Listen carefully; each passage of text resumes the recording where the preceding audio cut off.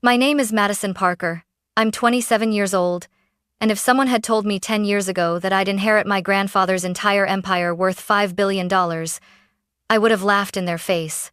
Back then, I was the unwanted daughter, kicked out on my 18th birthday with nothing but a backpack and a sneer from my parents. "You'll never survive without us." So imagine walking into a courtroom last month, facing those same parents, perfect suits, fake smiles, my older brother Ethan sitting beside them like he already owned the world. My mother leaned in, her perfume choking the air, and whispered sweetly, "Of course, Madison, we'll manage it all for you." My father nodded smugly, as if my life, my future, and $5 billion were already in their hands. But when the judge turned to the next page of the will, their smiles froze, then shattered. I grew up in a house where appearances mattered more than love. My parents, Richard and Diane Parker, weren't poor, far from it. Dad was a regional executive at a logistics firm. Mom was the type who lived for cocktail parties and neighborhood gossip. But if you looked beneath the polished smiles, you'd see the rot. They only valued the child who fit their perfect image. That child was my brother, Ethan. He was the golden boy, straight, a student, football star, the one my parents paraded at dinner parties. Every victory of his was a family celebration. When Ethan got accepted to his dream college, Dad opened champagne.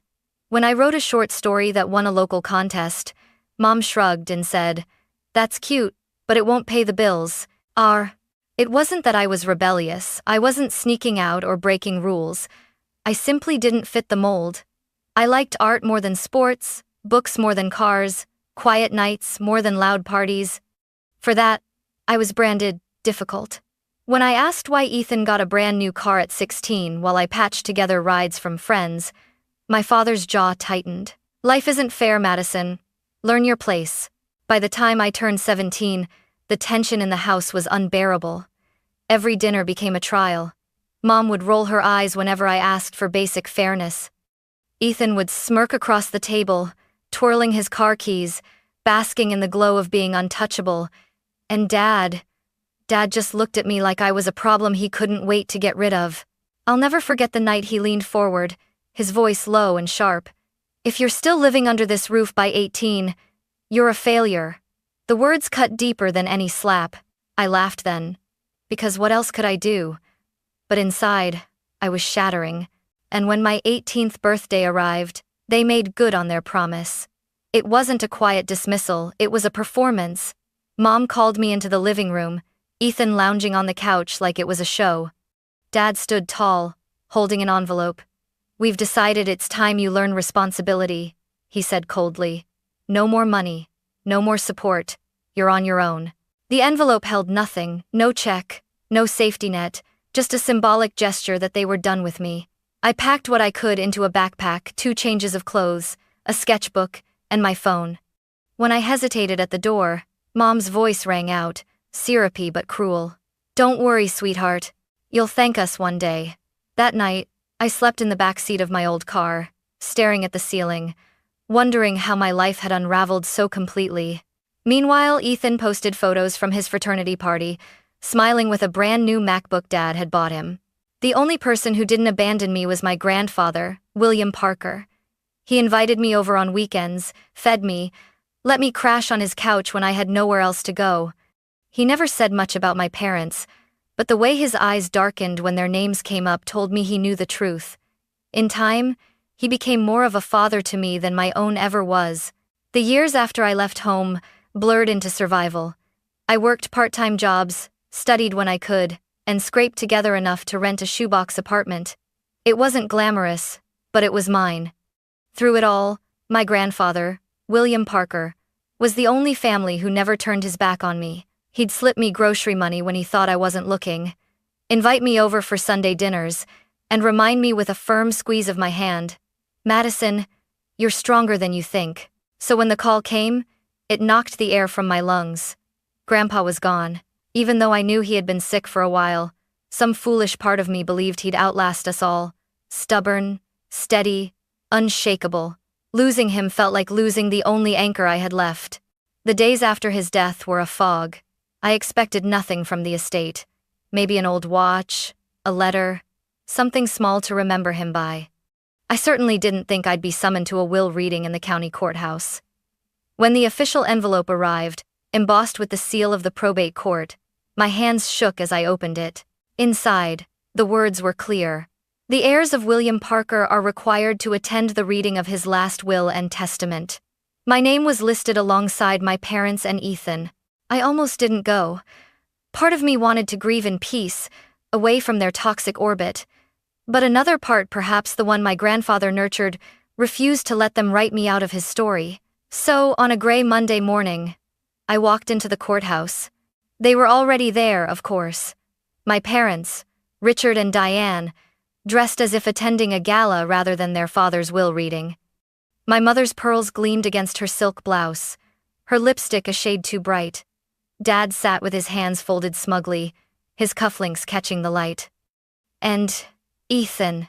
Ethan looked like he was born to inherit an empire. His navy suit was tailored, his grin wide as if the entire proceeding were just a formality.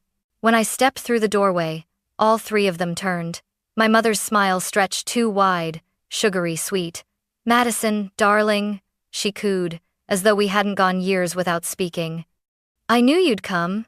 Dad gave a curt nod, his eyes already drifting back to the attorney's briefcase like a hawk watching prey. Ethan smirked and muttered just loud enough for me to hear, "This will be fun." I sat down across from them, my pulse hammering in my ears. The air felt thick, suffocating, as though the walls themselves knew what was about to happen. The attorney, a sharp-eyed man named Mr. Whitmore, cleared his throat and adjusted his papers. "We are here to read the last will and testament of William Parker," he began. My mother's hand brushed mine, her nails pressing slightly into my skin. "Don't worry, Madison," she whispered. "Of course we'll manage it for you." My father nodded smugly, as if the billions were already in his account. They had no idea what was about to hit them. The room was so quiet I could hear the rustle of papers as Mr. Whitmore, the attorney, flipped to the first page of the will. My parents leaned forward. Ethan stretched back like a king awaiting his crown, and I gripped the edge of my chair until my knuckles whitened. "This is the last will and testament of William Parker," Mr. Whitmore began, his voice steady. "Dated and notarized 1 year prior to his passing." My mother exhaled audibly, as though rehearsed. She glanced at Ethan, then at me, with a patronizing smile. Dad rested his hand on his knee, smug and certain. I could almost hear the script they'd written in their heads. Ethan inherits the fortune. They manage it together, and I fade into irrelevance. But then Mr. Whitmore's next words split the air like a thunderclap. "I, William Parker, do hereby leave the entirety of my estate, valued at approximately $5 billion, to my granddaughter, Madison Parker." Time stopped. I swear the clock on the wall went silent. For a heartbeat, nobody moved. My parents froze mid-smile, their faces cracking like porcelain masks. Ethan's jaw dropped, then snapped shut with an audible click. I blinked, certain I'd misheard. $5 billion? To me?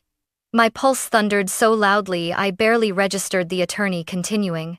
"It is my express wish," Mr. Whitmore read, "that this estate be left in her sole possession, with no trustees, no oversight, and no conditional management.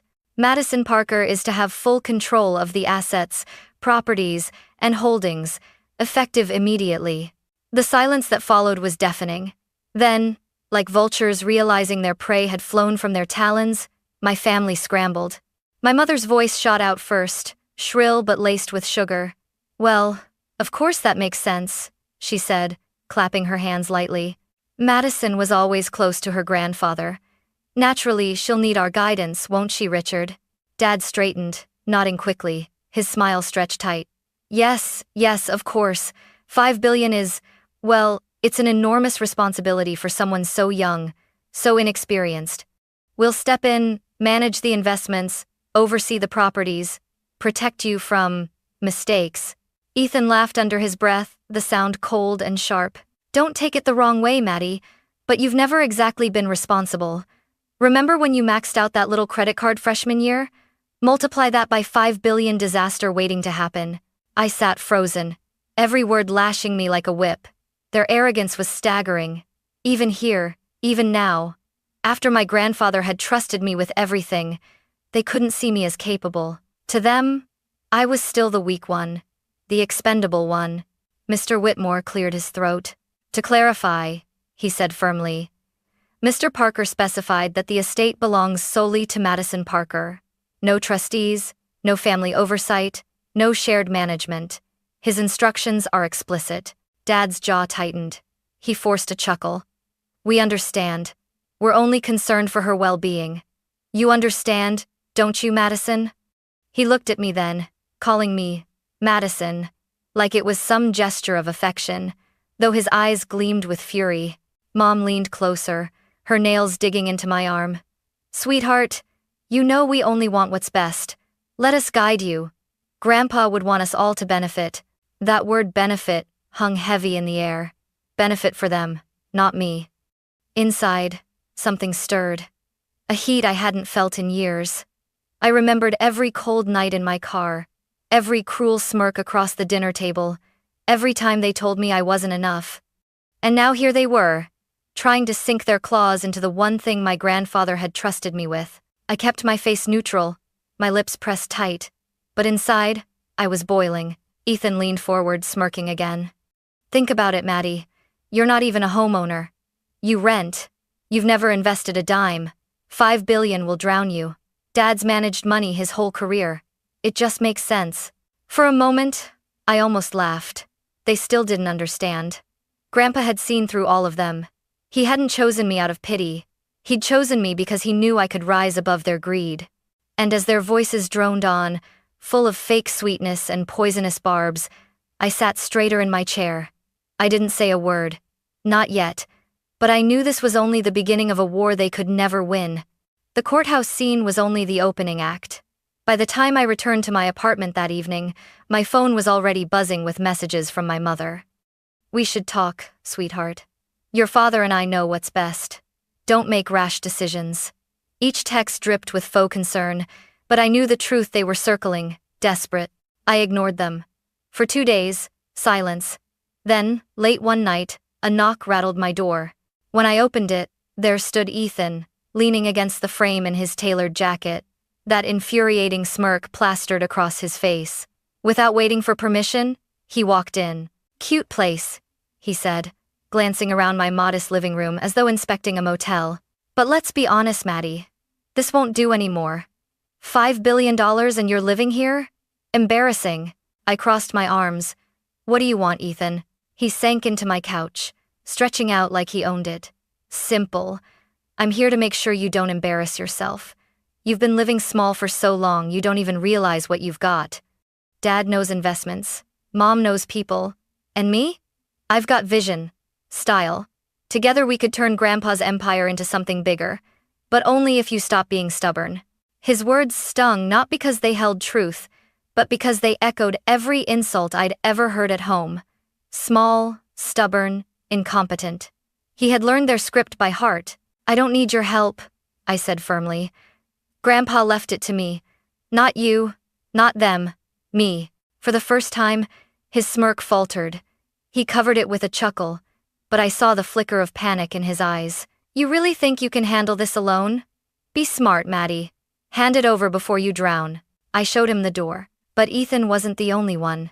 The next day, my mother appeared no knock, just sweeping in like she still owned my life. She perched on a chair, smoothing her skirt, voice syrupy. Darling, you've always been too sensitive. This money, it could ruin you. Let us shoulder the burden. I stared at her, remembering the night she smiled as she kicked me out. Her nails dug lightly into my arm now, just like in the courtroom. Think of it as a family effort, she cooed. Grandpa would want us all to benefit. Benefit. The same poisoned word. When she finally left, I locked the door and sat in the silence, my chest tight. For a moment, doubt whispered, maybe they were right. Maybe I wasn't strong enough. But then I pictured Grandpa's steady eyes, the way he'd told me, you think before you speak. That's not weakness, that's strength. That night, I made a decision. No more playing defense. From now on, I'd document every word, every threat, every attempt to gaslight me. If they wanted a war, I'd be ready. And deep down, I knew this was only the beginning. I thought the whispers and guilt trips were bad, but nothing prepared me for outright betrayal. It started with a phone call. I was at work when my cell buzzed Mr. Whitmore, the attorney. His voice was clipped, urgent. "Madison, I need to ask, did you authorize anyone to access the estate accounts?" My stomach dropped. "No. Why?" He sighed. "Someone presented themselves at the bank as your representative. They tried to withdraw funds. Fortunately, the stipulations in your grandfather's will flagged the attempt. The bank refused." "But, Madison," they were insistent. I didn't need to ask who it was. I could picture it perfectly, my father's stern voice, my mother's sugary smile, Ethan's arrogance all spun into a lie to claim what wasn't theirs. That night, I drove past their house.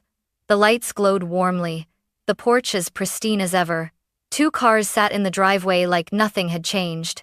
But to me, the sight was venom. They weren't just manipulative anymore. They were thieves.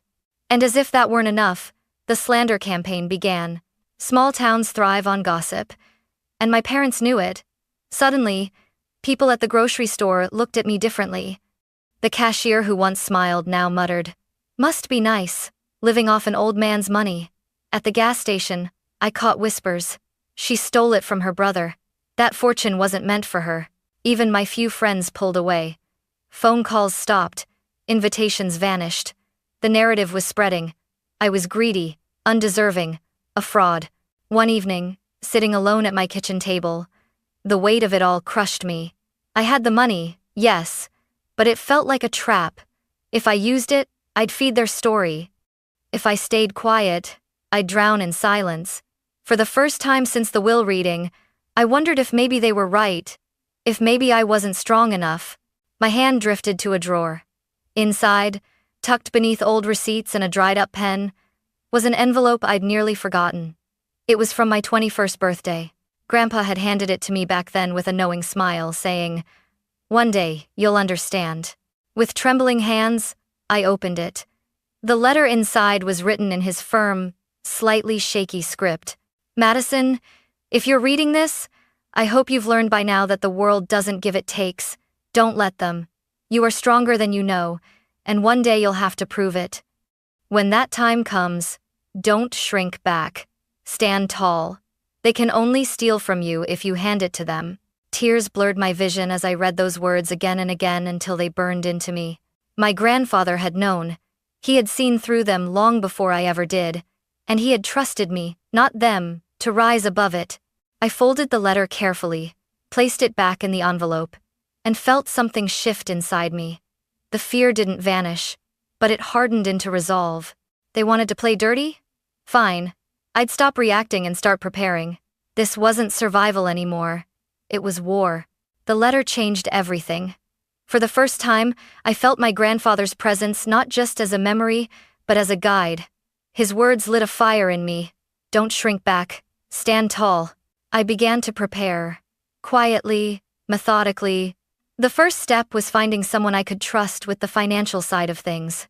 Not a flashy advisor tied to my father's world, but someone grounded, meticulous. Through a coworker's recommendation, I met Robert Hale, a graying man with calm eyes and a yellow legal pad permanently tucked under his arm. He didn't fawn over the billions or try to dazzle me with jargon. Instead, he asked careful questions. What do you want this money to mean? What are your goals? Your fears? He listened without judgment, as I admitted I was terrified of drowning under the weight of it all. When our first meeting ended, he slid a simple plan across the table. You're more capable than you think, Madison, he said, shaking my hand firmly. You just needed someone to confirm it. That night, I slept better than I had in weeks. With Robert's help, I took small, deliberate steps. I purchased a modest home, not a mansion, just a quiet place where no one could throw me out. Walking through those empty rooms, I whispered to myself, this is mine, truly mine. But I knew money alone wouldn't protect me. My parents were relentless, and gossip was their weapon. So I decided to fight back the way my grandfather would have, by building respect. I joined a local charity board he had once supported. At first, I was nervous, the whispers of undeserving heiress still following me. But slowly, people began to see me as more than a headline. They remembered William Parker's integrity and, by extension, they started to respect me. Then came the turning point. At one of those board meetings, I was introduced to Daniel Grant, a retired attorney in his 50s with sharp eyes and a calm, commanding presence. When he learned I was William Parker's granddaughter, his expression softened. "Your grandfather was a rare man," he said, gripping my hand. "He always spoke highly of you." Over coffee a week later, Daniel leaned in and lowered his voice. "You should know your grandfather anticipated trouble after his passing. He put certain protections in place." My breath caught. "Protections?" Daniel nodded, sliding a worn folder across the table. Inside were documents I'd never seen, ironclad clauses, notarized stipulations. If your parents attempt to interfere or present themselves as your representatives, they're automatically disinherited. Not just morally, Madison, legally. He safeguarded you. I stared at the papers, my chest tight. My grandfather hadn't just left me money. He had left me a fortress. For the first time, I realized I wasn't playing defense anymore. I had leverage, proof, ammunition. Daniel sat back, his voice calm but firm. "They think you're weak. They don't realize you're holding the stronger hand. When they overstep, and they will, you'll be ready." I left that meeting with a new sense of clarity. My parents weren't just up against me anymore. They were up against my grandfather's foresight, my allies, and my determination. The war wasn't over, but for the first time, I felt like I could win. I should have known it was coming. For weeks, my parents and Ethan had been circling like sharks, testing boundaries, sniffing for weakness. They'd tried guilt, manipulation, and theft. Nothing had worked, so they escalated to the one place they thought they could win, the courtroom. It was a crisp autumn morning when Daniel called me. His tone was sharper than I'd ever heard. "Madison, they filed a petition with the court this morning. They're claiming you're unfit to manage the estate. They're requesting guardianship of your assets." I nearly dropped the phone. "Guardianship? I'm 27 years old. That's their angle," Daniel said grimly. "They'll argue you're inexperienced, unstable, incapable. But remember, we've prepared for this." The hearing was set for the following week. The days leading up to it stretched like wire. Every time I stepped outside, I felt the weight of whispers. Neighbors looked at me with a mix of pity and suspicion. My parents had been busy poisoning the well. By the time I entered the courthouse, my hands were trembling. I wore a simple navy suit, nothing flashy. I wanted to look competent, steady. Across the aisle, my parents and Ethan sat together, flanking one another like soldiers. My mother's smile was syrupy, my father's jaw tight with smug anticipation, Ethan practically glowing with arrogance. When the judge called us to order, their attorney stood and launched into a performance. His words dripped with condescension. "Your Honor, my clients are deeply concerned for their daughter. While they grieve the loss of William Parker, they cannot ignore the risk of handing a $5 billion estate to someone as inexperienced and impulsive as Madison. She has no history of financial management, no assets of her own prior to this inheritance, and a record of poor decision-making. It is only logical that her parents, successful, established adults, step in to safeguard the estate." Ethan nodded solemnly at every line, as though rehearsed. My mother dabbed at her eyes with a handkerchief, feigning emotion. My father looked directly at the judge, projecting gravitas. It was theater, and they thought the audience would buy it. Then Daniel rose. He didn't rush. His voice was calm, deliberate. "Your Honor, this case is not about competence, it's about greed." He laid out the evidence one by one, each piece like a hammer blow. The forged attempt at the bank, text messages from Ethan, dripping with condescension, mocking my ability to handle the money. Letters from my parents proposing that I share the inheritance by funneling assets into their accounts. The stipulations in my grandfather's will, ironclad, notarized, explicit that no one but me was to manage the estate. The courtroom grew quieter with each revelation. My parents shifted in their seats, their confidence cracking. Ethan's smugness faltered as Daniel projected one of his texts onto the screen. You'll drown in 5 billion, Maddie. Better let Dad take it. Then Daniel delivered the final blow. He lifted a worn leather notebook, edges frayed with use. This was entrusted to me by William Parker himself. Inside are his handwritten notes, his concerns, his foresight. He anticipated this exact situation. Allow me to read a passage. He flipped to the final page, his voice steady as he recited, "If they attempt to take what is not theirs, it will be proof enough of why I chose Madison. She has endured their cruelty, risen above their neglect, and proven stronger than they ever imagined. My estate is hers alone, not to be shared with those who cast her out." The words echoed through the chamber like a verdict before the verdict. I watched my mother pale, her hand frozen mid-clutch of her pearls. My father's fists clenched against the table. Ethan's eyes darted to the floor, his jaw tight. The judge leaned forward, her expression unreadable. Then, in a voice crisp and final, she said, "The petition is denied. The estate remains solely in Madison Parker's control. Furthermore, this court cautions the petitioners against any further attempts to undermine the explicit wishes of the deceased. This matter is closed." It was over in less than an hour, but it felt like a lifetime. As the gavel struck, my parents' facade shattered completely. My mother turned to me, voice trembling with false warmth.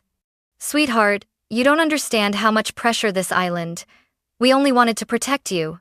I stood, calm in a way I hadn't been in years. "No, you wanted to protect yourselves. Grandpa knew it, and now everyone else does too." Her hand hovered in the air, then dropped. My father muttered under his breath but couldn't meet my eyes. Ethan stormed ahead, his heels clicking like gunfire against the marble floor. I walked out of that courthouse with my head high, the weight of years lifting from my shoulders. For the first time, I wasn't the outcast, the failure, the scapegoat. I was the heir my grandfather had chosen and the one thing my parents could never control again. But as I stepped into the sunlight, one truth burned in my chest. This wasn't the end. The legal battle was won. Yes. But the fallout, the reputations destroyed, the relationships severed was just beginning. And I was ready for it. The verdict might have ended the legal battle, but the aftermath unraveled slowly, like dominoes tipping one by one. My parents had strutted into that courtroom believing they could bend the world to their will, the same way they bent me when I was young. The judge's ruling had done more than deny their petition. It had ripped away the masks they had worn for decades. It started small. My mother's circle at the country clubs suddenly grew cold. Where once she was the queen of gossip and brunches, now conversations hushed when she entered the room. I heard whispers from acquaintances. "We had no idea how cruelly they treated Madison. It's disgraceful." She tried to brush it off with brittle smiles, but even she couldn't hide the humiliation. My father fared no better. News of the court case spread through his company like wildfire. Clients who once trusted his expertise in finance began to distance themselves. Meetings were canceled. Eventually, I learned he'd been encouraged to take early retirement. For a man whose entire identity was wrapped in professional authority, the forced exit was a crushing blow. And Ethan. Oh, Ethan's fall was the sharpest. His entire social status had been built on being the golden child, the favored son, the heir apparent. But after the court exposed the attempted fraud and those smug texts, people saw him for what he truly was, entitled, arrogant, and hollow. His girlfriend dumped him. Invitations to parties dried up. Soon enough, word reached me that he'd moved back in with our parents. 3 broken egos under one roof, feeding off each other's bitterness. Meanwhile, my world expanded in ways I'd never dared to imagine. I threw myself into work and into causes my grandfather had cared about. The charity board grew into something larger, and I began to play a leadership role. For the first time, people sought out my voice, not to dismiss it, but to listen. Respect not grudging, not conditional, real respect. I invested carefully, following Robert's steady plan. My home became more than shelter. It became proof that no one could ever throw me out again. Every key I turned in the lock reminded me of how far I had come. But the most powerful moment came quietly. One evening, I drove past my parents' house, the same house I had been exiled from on my 18th birthday. The porch light was on, but the lawn was unkempt. the shutters faded, the paint peeling. It looked tired, worn, almost like the people inside. I parked across the street, memories washing over me. The night they staged my exile, the years of mockery, the endless comparisons to Ethan. For so long, that house had been a monument to my failure. But now, I felt nothing but clarity. They hadn't destroyed me. They had forged me. I rolled down the window, the cool night air brushing against my face, and whispered words I'd never dared speak before. Grandpa was right. I decide what I'm worth. With that, I put the car in gear and drove away, leaving behind the house, the ghosts, and the power they once held over me. The real revenge wasn't in humiliating them publicly. It wasn't in the billions sitting in my accounts. It was in this freedom, the knowledge that I no longer needed their approval, their love, or their validation. They had cut me out of their lives when I was 18. Now, I had finally cut them out of mine.